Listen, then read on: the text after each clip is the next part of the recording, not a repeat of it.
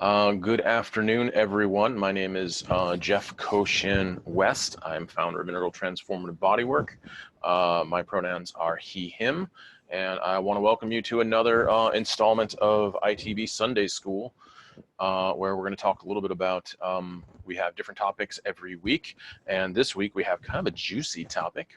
Well, what am I saying? All the topics are juicy, but nevertheless, does being a healer make me spiritual? That's kind of like an kind of a question to start us into this. And then also with this conversation, because I get this question sometimes from folks, and usually during this conversation and during this interaction about this question, we bump into things like spiritual materialism. We bump into conversations about tools or technique obsession. And there's some pitfalls to work with as far as this topic is concerned. So what we're going to do today is we're going to talk a little bit about that, and we're going to talk a little bit about a number of different things, but we're going to try to jump in and see what this means. If you consider yourself a healer, if you do energy medicine work, or is it just for the spiritual? We're just going to kind of jump in and kind of start to work with some of these questions, work with some of these concepts and see where this goes. So first and foremost, does being a healer make me spiritual? I am going to suggest that if you feel like it, it would be helpful for you to go back and look at one of our prior Sunday school videos. This was several weeks ago. And the video, that Sunday school video, was on the topic of the 4 definitions of spiritual. These are put forth or were put forth by Ken Wilber.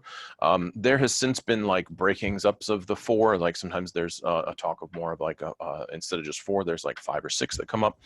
But in general, I think 4 is a fine category to kind of work with as far as that's concerned. So watching that video might be helpful in some of the dialogue as we go forward. So I'm going to refer to it briefly in certain areas because it does pertain to this conversation, to this question. This question very much is based off of this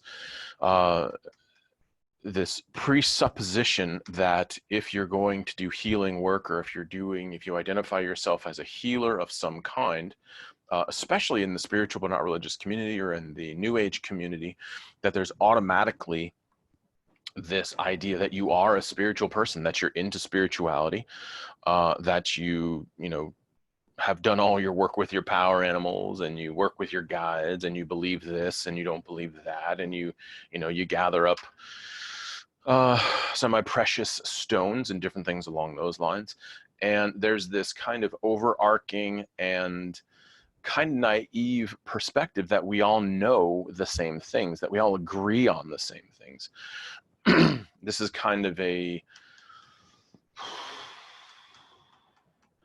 fair bit of an issue in the community, a fair bit of an issue in the population, because it, like I said, it presupposes that if you do any of this stuff, then we all must agree on these different topics, and that we all kind of are on board with these kind of ideas about what spirituality is and what it is and what it isn't, and how we ought to be doing that.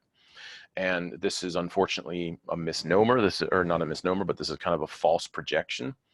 A pretty serious projection, and this is kind of dangerous to the general population. And it also, it kind of alienates certain people, and it's alienated. I know in my early years, I definitely alienated certain clients because there was an idea that if they came to get some of this energy medicine stuff, they oftentimes felt similar to being maybe manipulated or proselytized to, and had the experience that as I was talking to them about some of these energetic things and about some of the perceptions of energy that I was taught and the concepts of energy that I was taught, there was sometimes this opinion that they had to agree on these concepts, and they had to believe in these things, and they had to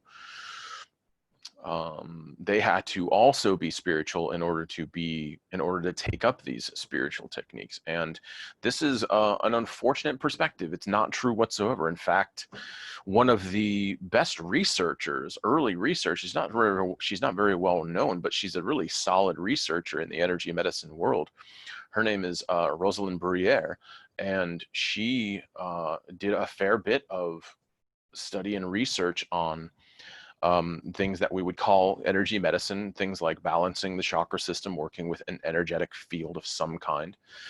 And she did some really wonderful work on that, and it came up very often in the communities that she was sharing this information with, because she was wanting to share it. That research that she found, she wanted to share it with the energy medicine community, and the energy medicine community is predominantly identified as spiritual. And they oftentimes would talk to her and interact with her, and they would come to this question of, what her spirituality is, what her spiritual orientation is. And for her part, she was focused on the science of it. She was very much a science type of a character, science focused type of a character. So she oftentimes said that she wasn't a spiritual person. She didn't identify herself as a spiritual person, and that she had seen several situations where where spirituality, having a spiritual orientation or a religious orientation, had nothing to do with whether a person was good at and proficient in performing what we would consider energetic techniques or different things along those lines.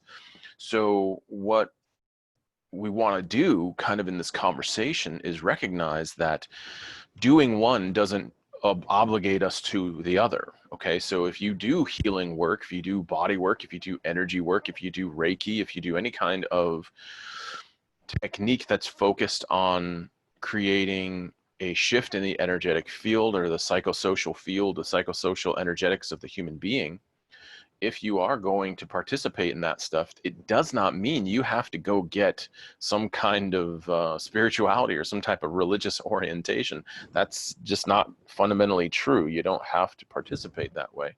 You certainly can, and there's nothing wrong if you do. There's nothing wrong with you. There's nothing wrong with you as a practitioner if you do bring in a kind of a spiritual connotation to these things. But the idea here is that there doesn't have to be a foregone conclusion, and it may be worthy. I think it's an extremely worthy conversation for the New Age community and for the spiritual but not religious community, as well as the scientific community trying to understand this stuff. I think it's a very worthy conversation of giving everyone permission to kind of pursue this stuff as they need to. In fact, it's worth arguing that the primary reason why a lot of different types of energy medicine and energy work just are not taken seriously is because there is such a stigma of spirituality. There is such a stigma of very kind of strange belief systems and dogma within the spiritual community, within the New Age community, when it comes to talking about or expressing and sharing energy medicine, energetic techniques or energy medicine, or spiritual healing in some form or fashion along those lines, faith healing, if you use that term, depending on what circles you run in.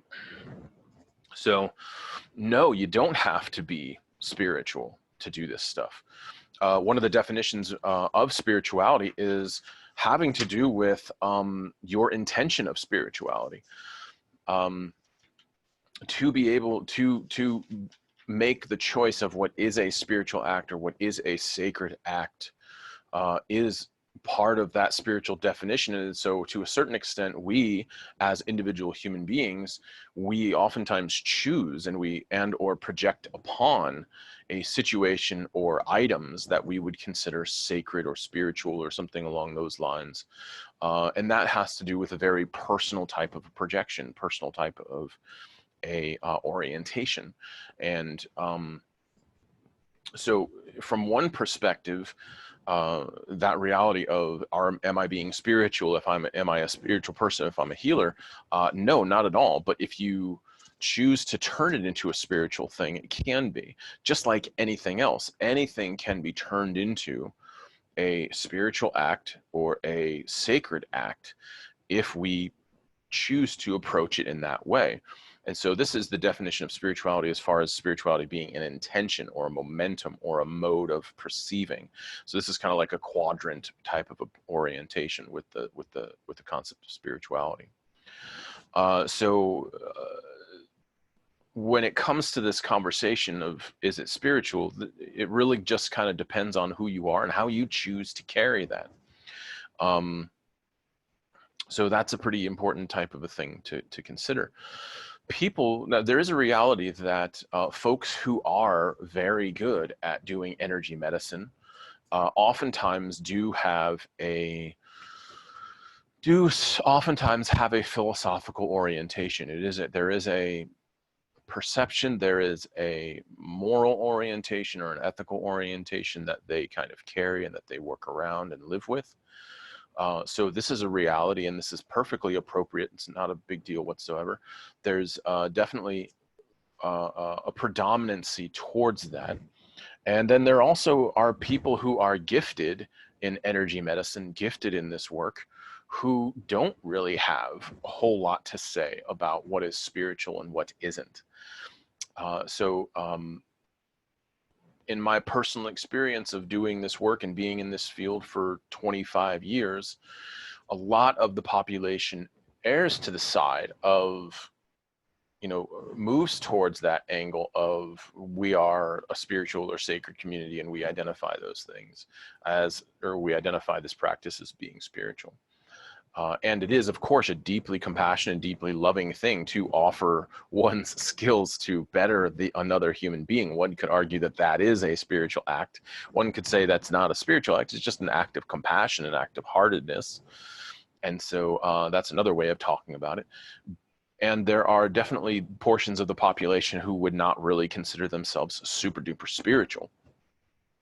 My own personal orientation is that I don't really identify myself as a super duper spiritual person. I don't identify a lot of the work that I do in energy medicine as a spiritual thing. Now, they come from a spiritual lineage and a religious lineage. That's, you can't really argue that one whatsoever. So a lot of these practices come from spiritual and religious traditions, but that doesn't automatically mean that I have to identify as a spiritual person in order to do that. Now, do I have a personal spiritual practice? Yes, 100%. But I do not identify the healing work as the signifier of my spirituality. So that means, to put a finer point on that, that means that I don't confuse the techniques I should say I don't anymore. I don't confuse the techniques or the practice or the orientation with spirituality or with my spirituality. So that means that just because I do shamanic journeying, work with folks and work with people's chakras and work with their energetic system to create healing for them, that doesn't make me spiritual fundamentally. Those may be spiritual tools or tools from a certain tradition of spirituality, but you don't have to apply to that spirituality. Those are natural things across the board for all of humanity. There's not one group on the face of this planet that has not engineered some kind of techniques and skills and practices oriented towards healing the mind-body experience. And has pushed to something deeper and more complex within or below the human experience, the human topical experience. So these definitely come from, like I said, religious or spiritual orientations, but just because I use those techniques or those skills doesn't automatically make me a spiritual person. And some people consider this a splitting of hairs. This is a semantics thing, but actually this is a very important type of a philosophical orientation and philosophical switch. Because if I think that because I do yoga, because I do Reiki, because I do, shamanic medicine, historically shamanic practices and medicine from around the world, if I think that those things inherently make me spiritual, I'm incorrect. That is a philosophical flaw, because no doubt about it, you can practice your yoga, you can practice your Reiki, you can do your mantras, and you can do shamanic medicine, and you'll still be a selfish asshole. All right. Those things don't inherently make you that. Okay. Those things don't inherently make you spiritual. Just like owning a drum or a drum that you made on your own that you use for your own health and for the healing of other people, or a fan, or a sacred knife, or any other sacred tools or wands or crystals or anything along those lines. Those things do not create a spiritual person. Those are tools from spiritual religious orientations from around the world. That those don't inherently make you as an individual a spiritual human being, nor do they elevate your spirituality in some form or fashion. They don't make you a better person because you own a drum, or you own a fan, or you own fucking so many stones or so many feathers or something along those lines. You've read XYZ number of books about the chakra system and about healing and shamanic traditions from around the world. Those don't make you inherently a better human being. What they do is they give you tools. They give you tools, they give you items, they give you techniques, they give you historical background and different things along those lines. So then, so that's what they do. And so it doesn't make us inherently spiritual to own those things. Great, you can hit every asana in a certain yogic tradition, hatha yoga tradition. Great job. And guess what? That doesn't make you spiritual. Just like if I know the mathematical equations of some incredible, quantum theory perspective, I can know that equation and know exactly what that equation points out and articulates and does, but that doesn't make me an inherently spiritual person. So I can read all of the books I want about quantum theory, and it may make you a hoot at a lot of parties where that conversation comes up, but that doesn't make you an inherently spiritual person. And that does beg the question of how do you qualify and how do you quantify spirituality? And like we said, in the four definitions of spirituality is where you'll find that stuff. So the one that most people are attempting to articulate in this context as spirituality is assigned to me by my philosophical orientation and my belief about those things. And so if I approach with a spiritual orientation, I will then make that spiritual orientation. I will project that and bring that to whatever I'm doing. And that spiritual orientation has to be defined by some type of guidelines or some type of deeper meaning. Usually the deeper meaning is defined by compassion, inclusivity, clarity, intimacy, connection and resonance and harmony, and a seeking for understanding and peace instead of domination or condemning, judging through judging and condemning, doing different things along those lines. So usually the spiritual orientation oftentimes in a lot of ways doesn't have anything to do with the tools or the mantra. The tool itself is not spiritual. The mantra itself is not spiritual. The yogic practice or the Reiki practice or the Tai Chi, Qigong practice, they aren't inherently spiritual. When the human experience engages them and starts practicing them and also starts approaching them with a sacred intention or a spiritual intention, that is when they start to become spiritual. That is when they become sacred. And that's when they start doing the work on the human being. Okay. You can do all the Tai Chi or Qigong or different types of yoga or different types of practices of harmonizing the physical self, the five Tibetan yourself. You can five Tibetan yourself to death if you want to. And unless you actually start approaching them with that spiritual intention or spiritual or sacred orientation, they're really not going to start working your humanity the way they ought to. Okay. They may seriously decrease your stress. They definitely may help you with focus. They seriously may, they may start to create some, interior physiological and biological balance. They may start harmonizing, relaxing your mind a little bit more and creating a little bit more order in your mind. And those things are positive. But a spiritual orientation or a sacred orientation oftentimes is defined as having more compassion, seeking understanding of self and other, opening oneself up to the universe, focusing on love, focusing on compassion, focusing on understanding, focusing on inclusivity, and also bringing along with that a serious dose of discernment. And so what we want to point out to here is that reality of, let me take that back a little bit. What we're talking about here, what the tree we're barking up here is the tree of spiritual materialism. So spiritual materialism is the idea, this is a phrase that came up, I believe it was probably about as early as the mid 70s. I think one of the first, and I'm not certain about this, so I'm more than willing to be corrected.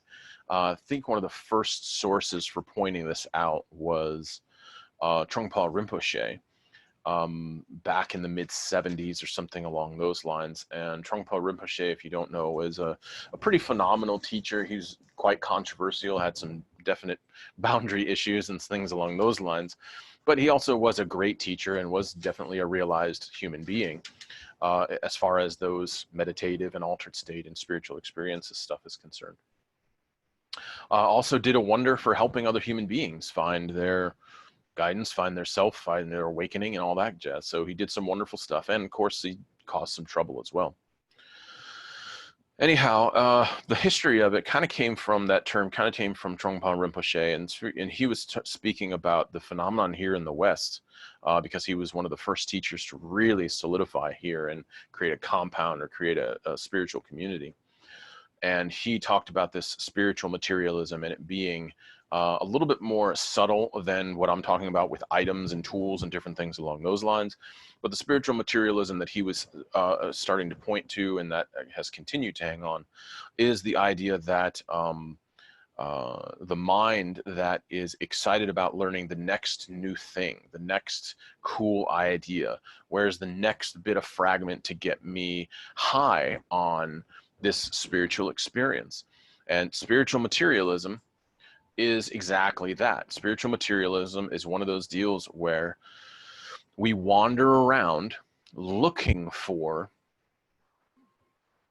ways to get new insights, ways to get kind of high from being around or participating in spiritual practices.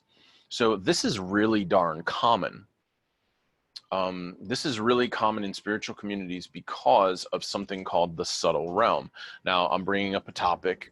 This information about the subtle realm actually comes up from a video I did a couple weeks ago called the different states of consciousness, as far as states of consciousness as far as integral theory is concerned, and altered states of consciousness.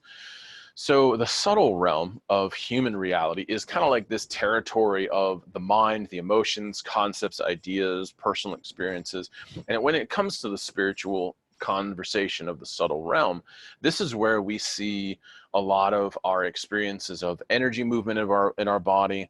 The subtle realm is very much attached to our emotions, our sensations, our thoughts, and our perceptions. Perceptions and projections on reality. And the subtle realm is very interested in how are my chakras doing, how are my emotions doing, what thoughts am I having, what mantras am I using, what's my language, what are the perceptions that I'm holding on to and projecting into the world and using to translate the world. This is also in the subtle realm. We also see where there are this is where a lot of the belief systems and ideas, as well as superstitions of spirituality, start to emerge. So we start to see beliefs and superstitions having to do with what guides show up, what signs and symbols show up in the environment. This is a very rich territory in the human experience of the mental emotional experience, the psyche, and spirituality. So this is where we'll find deities, your guides, your projections of your ancestors, and different things along those lines. And this is a whole realm of the human experience, and it's normal and it's natural and it's appropriate. Okay. What is inappropriate, and how we kind of talk about spiritual materialism, is to believe that that subtle realm is all of spirituality, is the end goal. The problem with that, and the problem with the subtle realm experiences, is oftentimes the subtle realm territory is often a place of altered states of mind, and altered states can feel real good. They can be very exciting. There's tons of fucking drama in the subtle realm. There's tons of drama. When you dream, when you're having dreams, you're in the subtle realm and acting out the psychosocial, psychosomatic experiences that are occurring in your life, in this human body that you're living in. And so in the subtle realm, it's super duper important. But in the subtle realm, all those things, all that drama, all that play of just juicy, crispy, wild thought, psyche, excitement, all that stuff is happening. And we don't want to confuse that territory for the deeper spiritual experience, for emptiness, for what our forebears, the keepers of these deep wisdom traditions, we don't want to confuse the subtle realm for what they were pointing to, which is the emptiness, that space of wide openness, of constant openness, of constant production and deterioration, constant explosion and collapse all at once, the space of vast potentiality, of vast silence that every tradition speaks to about, as far as the deeper spiritual orientation, the deeper spiritual seeking that we're looking for. What we're truly seeking is that territory, that lower realm, that, I shouldn't say lower realm, that deeper realm, that deeper awareness of emptiness, of the capital S self, of the heart of hearts that we're kind of wanting to connect into, and that deep silence and that deep emptiness that we're hoping to, that we are actually secretly striving for as a human creature. So the idea is that if we get rocked, if we get kind of excited by that subtle realm, we're kind of submitting to that spiritual materialism, and we're constantly looking to consume different components of that subtle realm. We're constantly looking for the next interesting, dramatic, exciting, subtle realm experience in order to kind of get high. Because what happens in the subtle realm is, because of its drama, because of its juiciness, because it's so damn exciting there, it gets us excited, it gets us pumped, it turns us on, it lights us up. We get really excited about it. We love the spiritual play that's going on. We love the drama, and it can get us very high. Altered states, just by themselves, without all that drama, can get us very high. So what is pointed to in several traditions is not getting lost in the subtle realm, and to remember that the subtle realm is just a part of being human, and it is not the territory where we will find God, where we will find higher power, where we will find the deeper union of self and creation. It is not the place where we will find that stuff. In fact, in some traditions, they'll literally go to the point where they'll call it a distraction. It's not worth paying attention to. In the tradition that I'm under, for the most part, Rinzai Zen, in Rinzai Zen, they're like, fucking don't even worry about that stuff. They consider it a distraction. They consider it pretty useless stuff when it comes to the conversation of, when it does come to the conversation of enlightenment or waking up or showing up as wakefully as possible. It's considered a distraction. So this gentleman, who I really, really, really appreciate, this gentleman I really love, his name is Shinzen Young. He talked about this in a really wonderful way, and he talked about, and I'm totally borrowing this, animating it in my own way here. Totally borrowing this and sharing this in a little bit in my own way, having to do with these spiritual journey experiences. And he framed it in a little bit of a different way, but it also speaks to the spiritual materialism that many folks suffer from. So he talked about these three layers that oftentimes he's gotten questions of, and I should preface this, sorry about that. Oftentimes he's gotten questions of what is the spiritual journey, and how does the spiritual journey unfold? Is there a direction of the spiritual journey? And the misnomer that he talks about is, oftentimes there's the belief that to be spiritual, or if you go on a spiritual journey, it is an exiting and leaving society, is exiting into another world, into another place, away from society. And this is one perspective. This is a pretty interesting trope that shows up in a number of different places. And this is usually a trope that gets unfulfilled in a lot of conversations where, yes, you may need to take an exodus away, but you also have to return. This is a very unfortunate confusion in a lot of Western circles. I can't tell you how many friends of mine, not friends, how many peers of mine, students of mine believe that their spiritual journey is only the moving away from society, is only the getting away from the trappings and the greed and the ridiculousness of whatever culture they are sitting in. There is some truth to that. So there does need to be some separation from that. And oftentimes that separation is needed just to kind of gain some perspective, get a sense of self, because they just never got correct education. They never had an opportunity to get a sense of themselves. It's kind of like a recovery phase. But any part of recovery, any part of awakening to self is also returning to the world. What is in Zen and some other Eastern traditions oftentimes talked about as returning to the marketplace, coming back to the world. Once you make your realizations, you have a responsibility to come back into the world.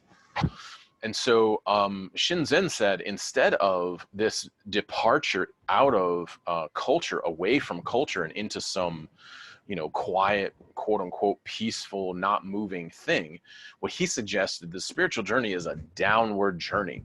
It is a going through the layers of the human experience, of human consciousness. And so he talked about the beginning space for pretty much everybody is this mundane, everyday world territory. It is the day of, getting up, brushing your teeth, washing your body, feeding yourself, going to work if you have a job, participating in whatever physical activities, fulfilling a schedule, essentially. And this is where a lot of people find themselves. This is the world of the mundane, of the world of the material, the world of, I got to get those things, I got to earn these things in order to upkeep a story or a philosophical orientation or some crap like that. And the mundane world is where a lot of people live. And if you take up a spiritual practice and you approach with a spiritual orientation, then what we hope is you will start to head down, down, down, down, down towards this space of emptiness, the world of no self, where there is just this emptiness, vast potentiality. There is just this space. Some people call it a void. Void suggests an absence of things. So the word void is not usually the term I would use.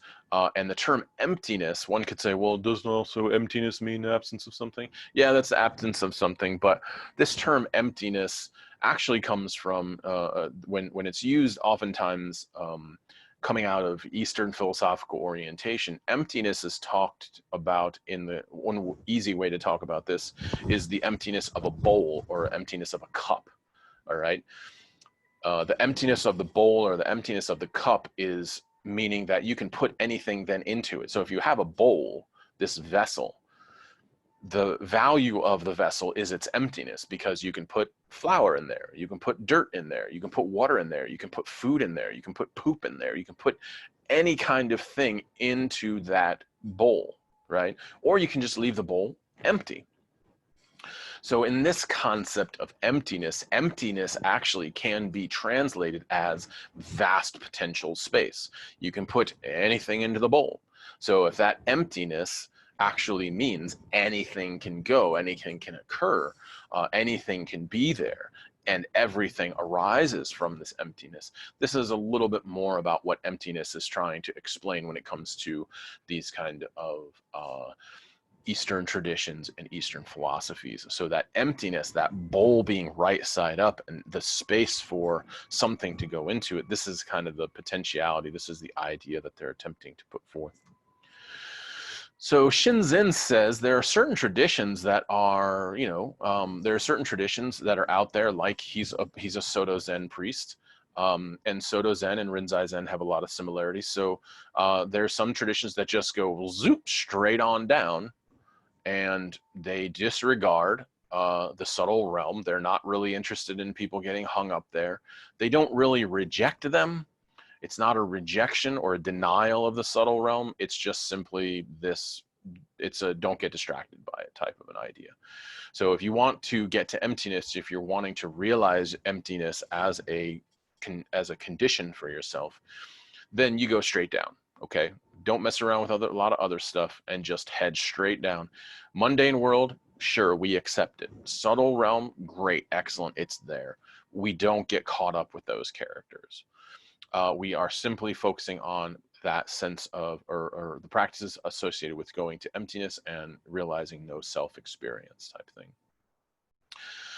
Spiritual materialism is very much this curvy line here. So what he's pointing to in spiritual, what he talks about when he talks to spiritual materialism, what I think is very important with this, for this dialogue, is with this type of spiritual materialism, what you have in this spirituality with this curvature, number 3 here, with this curvature is you have this kind of working and, experience of the mundane world, but then also dipping in on a regular basis into the subtle world. And essentially we just vacillate between mundane and subtle, mundane and subtle. And oftentimes in my experience as a teacher, as an integral spiritual teacher, as a person who supports personal transformation in other people as well as recovery in other people, when it comes to this, some of my students, they are very wrapped up in this experience of living in the world, but then also getting high on the subtle realm on a regular basis. Well, one of my teachers, Jumpo Dennis Kelly from Mondo Zen, head abbot at Mondo Zen, he talks about these folks as being spiritual junkies. And there's a real, he's a drama character. He's a bit of a drama queen himself. He's a provocateur. But there is a reality to this junkie conversation, is that reality of they love getting high. And I can tell you, I am a recovering spiritual junkie, all right, subtle realm junkie. So, because I loved getting high in these different techniques. I loved doing the breath work and getting high and calling it spiritual. I loved doing the yoga and doing my yoga and getting high off of that and calling that spiritual. I loved doing my meditation where my body, I projected and I had this experience of all my chakras aligned and grounded, and thus I felt good, and that was my spiritual practice, and that made me spiritual. And so these are all ways, these getting highs are all ways of kind of denying the nature of reality, denying that life has also pain and discomfort. And so some of the pitfall that comes up with the subtle realm, or being a subtle junkie and not dipping down into emptiness, is that you start to believe that getting high on a regular basis is what it means to be spiritual. Getting high on a regular basis from this subtle realm, these spiritual spaces, these subtle realm territories, getting high there is what it's about. That's how you be a spiritual person. And along the way, what the junkie learns, what the subtle realm junkie learns, what I learned along the way by hook and by crook, what I learned and what others learn is that it's just more consumption. It's just more consumerism. It's just more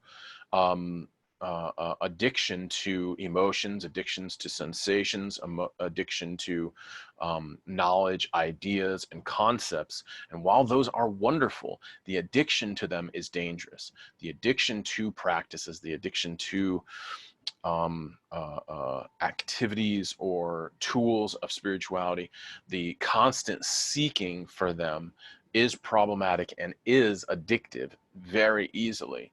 Not as far as an external substance is concerned, but as far as what they produce internally, as far as endogenous opiates are concerned, natural chemical chains in our body that can get us high and make us feel good.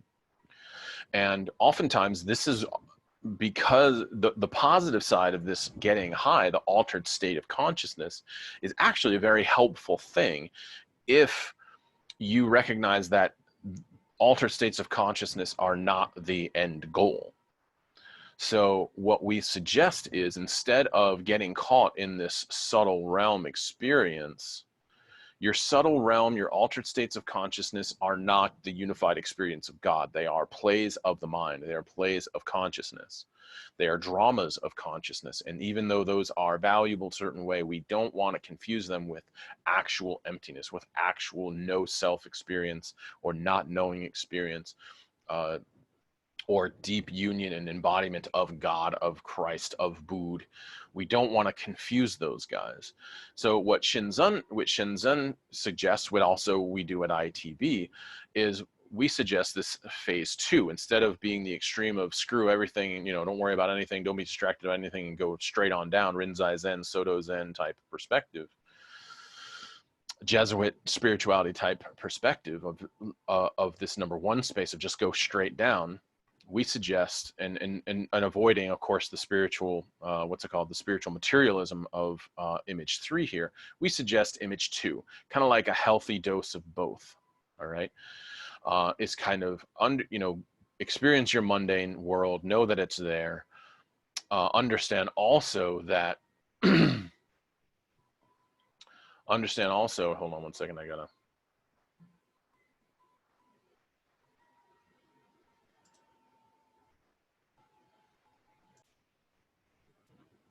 All right, so the idea, let me get back to this. The idea that we're shooting for is this kind of middle ground, this number 2 phase, which is understanding the mundane world, traveling through the subtle realm experience, knowing that the subtle realm is valuable to a certain extent, understanding it, but also then not getting caught up in it, and also making sure that we continue our descent, if you will, our descent down into emptiness and spending time towards pushing down into that territory. So we kind of want to keep this in mind along the way, that this is what we're kind of shooting for, and we want to be certain that we are spending time getting to know that vacillation and that difference. So we want to be aware of these different realms and make sure that we don't get caught up in them. Now, for myself in the world, I exercise, I get paid for coaching people and supporting people and guiding people through not only recovery, but also personal transformation. And so one thing that's important, to go back to our opening question of, is it to be a healer, am I spiritual? Part of being a healer, or holding that vocational position, is you do need to be, pretty skilled in the subtle realm. You have to be very, very, very aware of and educated in the subtle realm. In fact, a lot of the tools you're going to use for healing and for different types of personal transformation practices are very much having to do with the subtle realm. So, as I've said before, as I will always say, we never want to toss anything out off the map. Okay, we always want to be inclusive. So the subtle realm is definitely included. If you identify as a person that supports personal transformation, whether as a coach or a clergy person, as just an educator, or if you're doing it for recovery, for other people, for yourself, supporting other people's personal transformation through health, the subtle realm is actually super duper important. We want to be well versed in the subtle realm. We also don't want to get bogged down and believe that the subtle realm is the place to be and the only thing that's going to support transformation. In fact, one of the great hiccups of most teachers, of most healers, is that because they are caught up in their spiritual materialism, because they're subtle realm junkies, they forget that they don't know how to educate, and they forget how that the emptiness component is where the true recovery occurs. So when we're talking about something like we talk about in ITB, this thing called full recovery, capital F, full recovery. Capital F, full recovery, has to do with all these 3 realms, these 3 states of consciousness, from the mundane to the subtle to the emptiness. So we are focused on all of those. So we educate and we support and we do healing work in all those realms. So it is important for them to be able to function in their mundane world and how that works. A lot of that education of working in the mundane realm definitely comes from the subtle realm, the spiritual world, and has to do with their philosophical orientation and their functioning as a creature in their mind experience and their psyche and their philosophy and their perspective. So that stuff is important, and they need to be educated there. What is also important for their full recovery is we also need to remember that we have to create an opportunity and support the client in finding their way into that experience of emptiness, of giving them that option of just coming home to their innate, inherent home within themselves, this emptiness space, this vast potentiality, this resting, this ultimate resting place in their heart. And give them that and provide for them the opportunity to find their way into that experience and give them tools to do that, because this creates an opportunity for deeper integration to occur. In the mundane world, integration can happen, but it's shallow. In the subtle realm, integration happens, but it's also wicked complex. It's tons of drama, and there's kind of a certain fragmentation that lives here because there's all these different types of things. There's all this stuff that's there. So there's just a shit ton of fragmentation.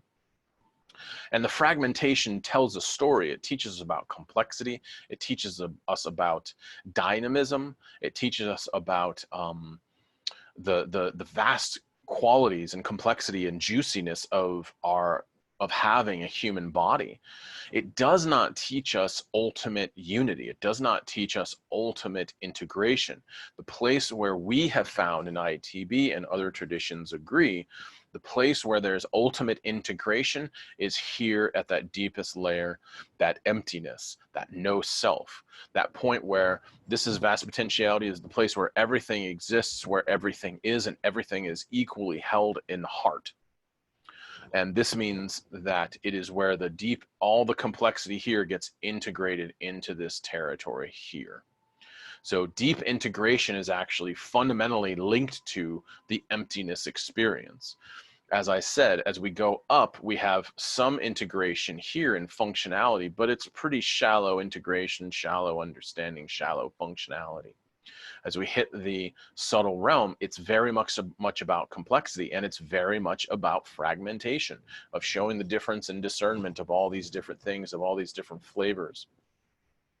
And as we hit that emptiness space, that's where our deep reunification can occur, because as we hit that emptiness space, all those things are included. The mundane experience, the subtle realm experience, all those things land within the world of emptiness. If this lower layer is the bowl, all the mundane and subtle realm stuff lands inside of the bowl and is contained by the bowl, defined by the bowl, and kind of supports that whole human experience. So this is one of the things that kind of unfolds the trappings of spiritual materialism and how we can do better. So spiritual materialism is a major problem in the New Age community, in the healer community, and this is a nice little example of how those things can kind of unfold and how we could possibly do a little bit better.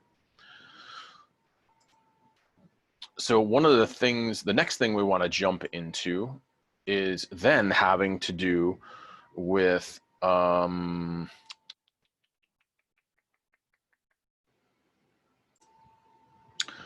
the next thing we want to get into here is the reality of spiritual materialism having to do with beliefs and projections and superstitions. As we touched on, as I mentioned before, there is the reality that a lot of these techniques come from spiritual and or religious communities, spiritual and or religious groups, traditions, and we want to remember that all spiritual and religious traditions are attempting to do what every human being in the history of the world has ever attempted to do, which is they were trying to tell the story of what's going on in creation. So every tradition, whether we're talking about North America, South America, the beautiful, magnificent expanse of Africa, throughout Europe, East, West, into those areas, and down into Mongolia and into the eastern regions of the world, every human being on every continent has always been striving to figure out, how do we explain what the crap is happening here? What is going on in the world? They're looking for all these, we have been searching for answering the question of reality for such a long time, and we still do. We've just extended into science and different texts and different things along those lines. And so every one of these ancient peoples, our ancestors, have been working to answer this incredible question of what is going on in reality. And each religion, each spiritual orientation, each answer has a little bit of truth and a little bit of fabrication, a little bit of what is true and a little bit of superstition. So I found this in the beginning, this was freaking crazy irritating, because a lot of my education in this started in started in Eastern traditional Chinese medicine and Taoism and Taoist medicine, Buddhist medicine, things along those lines. And regionally, those characters didn't agree at all. All right. You could read one bit of, or I read a certain amount of information from one region, depending on the different groups of philosophical orientation, to the five element theory. And then from a different region, from a different time period, they would have a conflicting idea of what was going on. I found the same thing when I came to study and learn about South American, well, I guess we could call generally the South American, Native American, indigenous populations philosophical orientation, as well as the Northern Native American philosophical orientation, how they did rites and how they did rituals, and what you should do and what you shouldn't do, how you should make prayer, how you should do healing work. These things rarely agreed with each other. There was only very few components that actually did agree with each other. Even to the day, when I've gone into, it's primarily these days, Northern Native American different groups, whether it be Hopi or Navajo or Lakota or Sioux or Chippewa. It's like working with these different teachers and interacting with some of these different teachers. Boy, oh boy, some of their stuff just, they don't agree with each other. They conflict as far as ritual is concerned and how to do certain things. And that just seems to be where we are on this planet right now. And that seems to be where we kind of came from. Different regions of people, and it makes sense, right? I mean, different regions of people interpreted reality in different ways based off of where they were living and what information they had in front of them. So great, excellent, fabulous. That's just kind of a part of it. And these are kind of their beliefs and superstitions about these things. And now when I say superstitions, this isn't a derogatory remark. I really want to make this clear. Just a superstition to me is the same way as, you know, Christian, Catholics, Jewish folks of different types of traditions or orientations or fervor talk about beliefs, all right? And talk about what must be done and what shouldn't be done.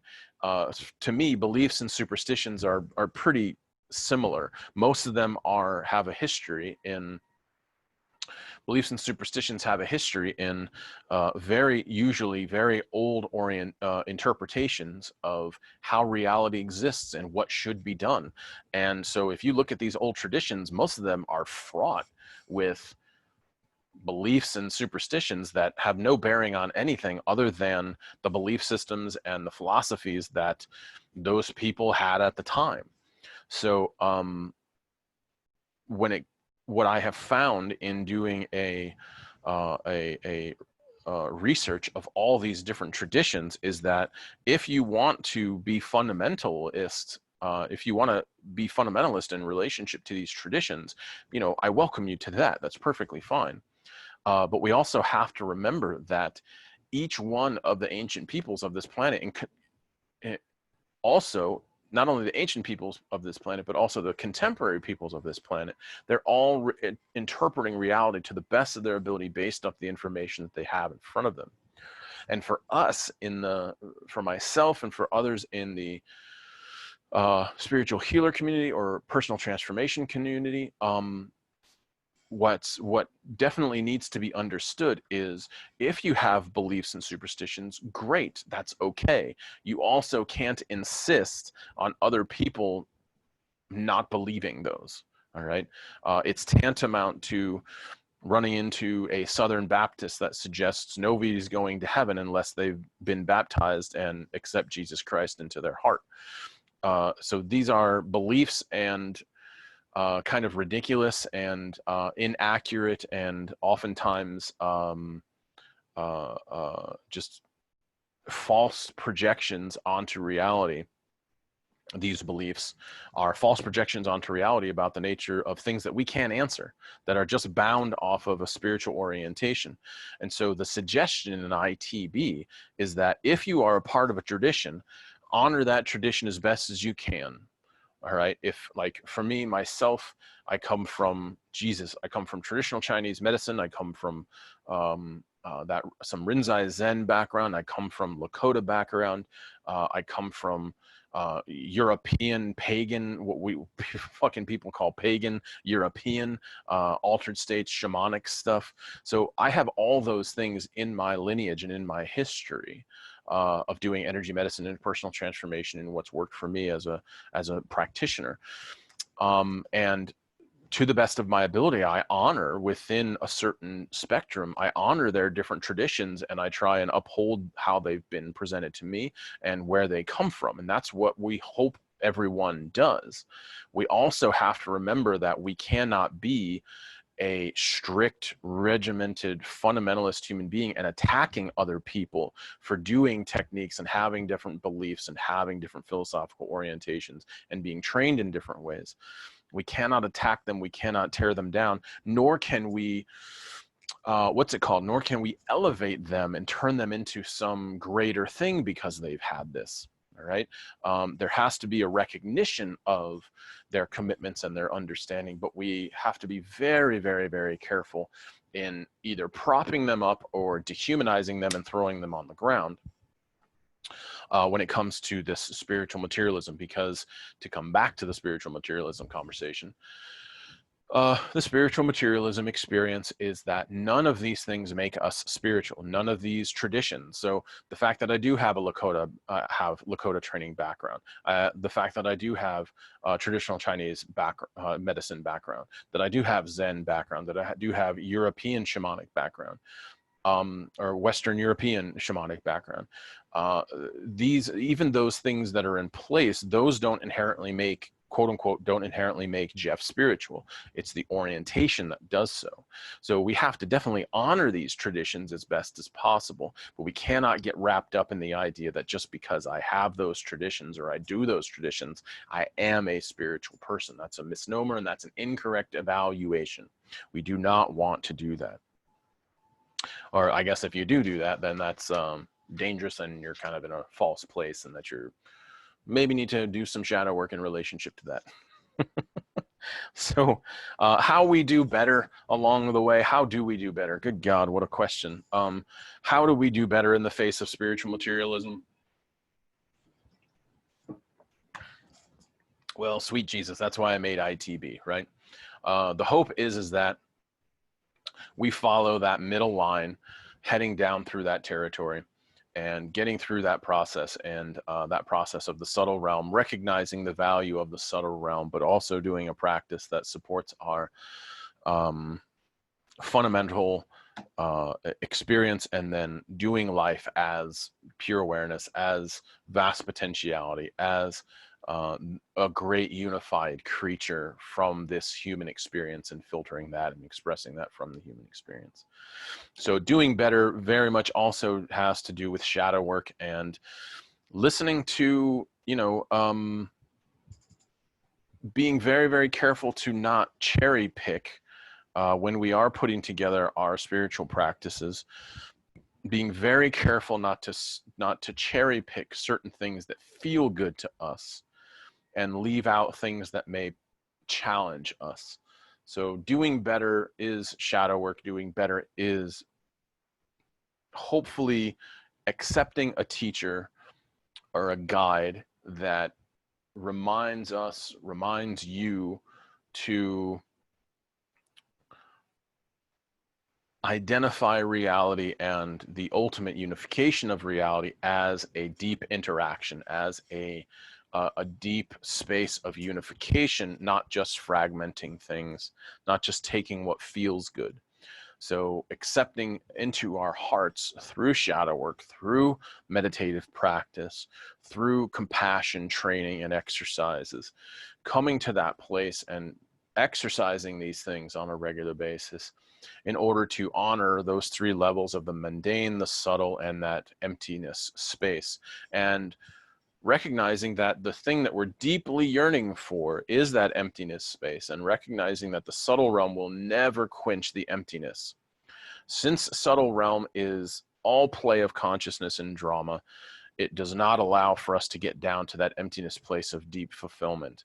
And because the subtle realm is the subtle realm of discernment, or of fragmentation of different things, of different varieties and colors of the rainbow, emptiness, it will never provide what emptiness can provide. Emptiness is the deep unifier of all things, the deep unifier of the human experience. And if we don't spend time surrendering the subtle realm and kind of giving ourselves permission to move beyond just emotions and sensations and ideas and concepts of what we think is spiritual or good or healthy or integrated, we actually move down into emptiness, where all those things are held in their own way. That emptiness experience is ultimately what we're looking for. And this is how we do better, because at that point in time, what we start to notice along the way is that the subtle realm is exactly what we've described it as. It's a fragmented play, and that's perfectly fine. But we want to make sure that we don't confuse it for something that's more meaningful. And the something that's more meaningful is that emptiness territory. So the subtle realm is great, but we also don't want to get caught up with getting high in it on a regular basis. Or getting caught up with the idea that just because I have a certain drum or a certain fan or a certain quote unquote spiritual tool, that makes me spiritual. So we want to kind of create this opportunity to do better, which is to understand that the subtle realm is about as valuable as it can be, but is not the ultimate goal of what our practice is. It's not the ultimate, it's not the territory where the deep seeking ends. The place where deep seeking ends, the territory where there is the end of the addiction, is the emptiness territory, that deepest layer there. Of deepness, deepest as far as our analogy was concerned. So that is what we have found is the place where we can do better, is because we can then have discernment about what a deeper spirituality, what a deeper momentum of compassion and integration and of in understanding can actually look like, and what a deeper understanding of diversity and inclusiveness can look like. So it is at that deeper realm that we can actually start to see what this whole journey is about. In my mind. So and from what the traditions talk about. So here we have our map about how to go forwards as far as avoiding spiritual materialism, being careful about it, and how to proceed and how to do better, and create an opportunity for us to function and present our skills and our tools in a way that's going to be best for our clients and least toxic for us and our clients. Okay, so that's kind of the point of our journey here. So we're at the end. So we're going to take a moment just to check in to see if there's any questions. So we'll be back and we'll take a second for this. Okay, thank you very much for joining us for this next episode of Sunday School. We are here. Remember, Sunday schools are every day at noon Eastern time here on ITB. I don't have the next weeks in front of me. Oh, yes, I can remember. Okay, I have a memory. Good, that's excellent. Next week's conversation for Sunday School is what is shamanic journeying and what is soul retrieval as far as that tradition is concerned. Or I'm sorry, not tradition, but practice is concerned. We'll kind of jump into that a little bit and tell some story about that. Once again, every Sunday at noon Eastern time, just check out our Facebook page as well as our embodyingitb.org website, and you'll see links, appropriate links for all of those characters, for all those opportunities that you have. Once again, we do this for free for everybody, but we also love donations. So if you see fit to give us a donation, go for it. We have our PayPal links, our embodying, embodying ITB PayPal me account. So hop on to PayPal and look for us there. You can also look up myself. My Venmo, I think my Venmo is Jeffrey-West-6. You can make a donation there. Once again, there's no obligation to do so, but we do appreciate it. It does help us continue to function as a